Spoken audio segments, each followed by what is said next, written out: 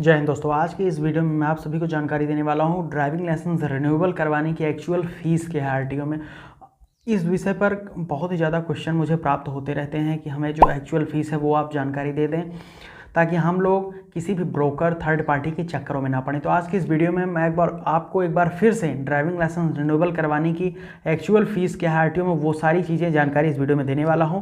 तो इस वीडियो पे आपको बने रहना है, शुरू से लेकर अंत तक जुड़े रहना, बीच में स्किप नहीं करना है क्योंकि आपके डिमांडिंग मोस्ट आज क्वेश्चन के ऊपर ये वीडियोस है। तो आपका फर्ज बनता है इस वीडियो को शुरू से लेकर अंत तक देखना, साथ ही साथ वीडियो को शेयर करना है आपको, और अगर नए हो तो चैनल को सब्सक्राइब करके बेल आइकन को ऑन जरूर कर लेना है। इस वीडियो को लाइक भी करना है तो लाइक अभी कर दीजिएगा, बाद में आपसे लाइक करने के लिए मैं नहीं बोलने वाला हूं और आप बाद में भूल भी जाते हैं तो अभी कभी लाइक जरूर कर दीजिएगा। इस वीडियो को शेयर भी कर दीजिएगा ताकि और सारे लोगों की भी मदद हो जाए, उनको भी जानकारी मिल जाए। तो आज के वीडियो में आपको मैं अच्छे से समझाने वाला हूं। सबसे पहले तो मैं आपको ये बताने वाला हूं कि अगर आप ड्राइविंग लाइसेंस ग्रेस पीरियड में रिन्यूएबल करवाते हैं तो कितनी फीस देनी पड़ेगी, और ड्राइविंग लाइसेंस अगर आप ग्रेस पीरियड के बाहर जाकर रिन्यूएबल करवाना है तो कितनी फीस देनी पड़ेगी। अब ग्रेस पीरियड क्या होता है? देखिए जी, ग्रेस पीरियड वह समय होता है जब आपका ड्राइविंग लाइसेंस एक्सपायर होता है तो उससे लेकर 1 साल वहाँ पर आगे तक का जो टाइम होता है ग्रेस पीरियड का रहता है, और पीछे का समय जो होता है यानी कि दोनों जो 1 साल का ड्यूरेशन होगा ये ग्रेस पीरियड हो जाएगा जिस डेट पर आपकी ड्राइविंग लाइसेंस एक्सपायरी है। तो आपके पास ये ऑप्शन अवेलेबल है कि आप जैसे ड्राइविंग लाइसेंस आपका एक्सपायर हो गया है 30 मई 2023 को, तो 30 मई 2024 के बीच में अगर आप रिन्यूअल करवा लेंगे तो आपको लेट फीस पेनाल्टी नहीं देनी पड़ेगी, यानी कि 1 साल तक नो फीस पेनाल्टी, जितना एक्चुअल फीस है उतनी ही फीस लगेगी। ठीक, समझ में आपको आ गया होगा। अब अगर आप और इसके बाहर जाकर करवाएंगे तो वो लेट फीस और पेनाल्टी उस पर लगेगी, तब रिन्यूएबल होगा। तो अगर हम मान के चलते हैं आपका लाइसेंस ग्रेस पीरियड में रिन्यूएबल हो रहा है, यानी कि एक्सपायरी के एक जो टाइम पर्टिकुलर है जो मैंने आपको बताया उसके दरमियान आप रिन्यूएबल करवा रहे हैं, तो आपकी जो फीस है वो क्या लगेगी।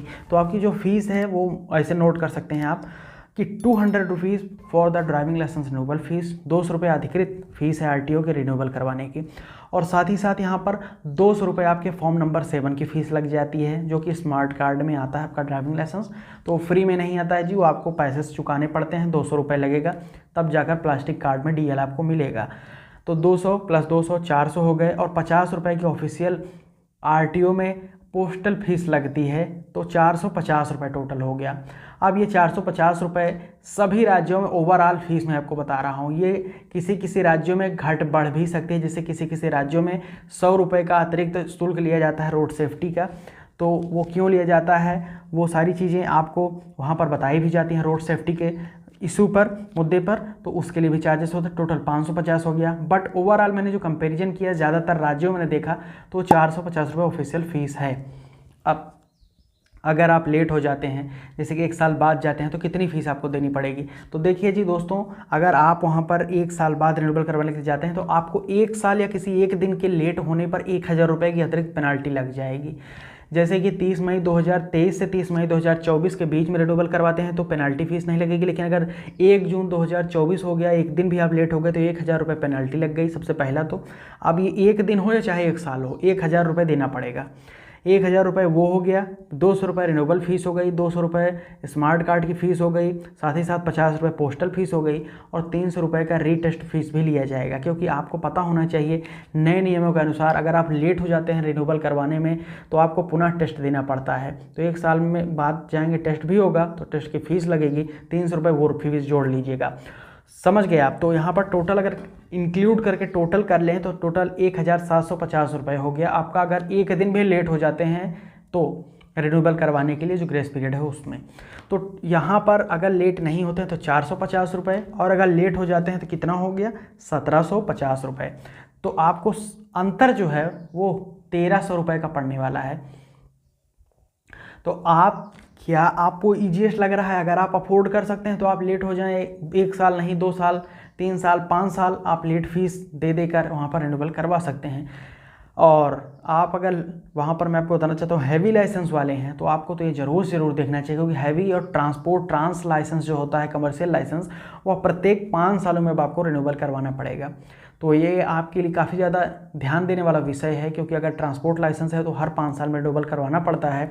तो जल्दी कहने का मतलब रिन्यूएबल होता है तो वहाँ पर लेट आपको नहीं होना है, समय रहते ही रिन्यूएबल करवा लें तो सस्ते में रिन्यूएबल हो जाएगा, नहीं तो बाद में यहाँ पर भारी भरकम फीस चुकानी पड़ेगी।